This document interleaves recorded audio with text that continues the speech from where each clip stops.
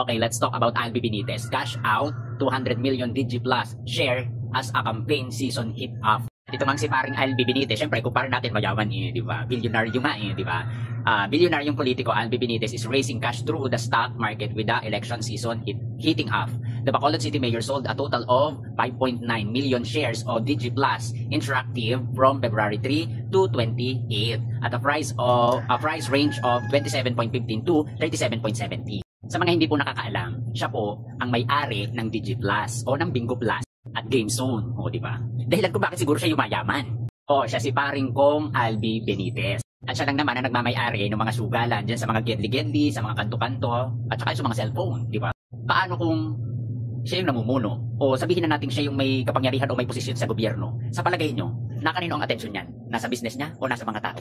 So mag-isip-isip kayo, no? Bakit tayo susuporta sa isang politiko na ang business, masamang impluensya, lalong-lalo na sa mga kabataan, no? Huwag tayo doon sa mapagsugal.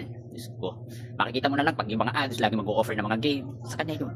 Yung sa mga kantu-kantuhan, sa kanya yun. So sa tingin nyo, sino ang prioridad niya? Yung kanyang kabuhayan o yung buhay ng mga mamamayan? Kaya ako sa inyo, mag-isip-isip na kayo, no? Mga kabalahura, no?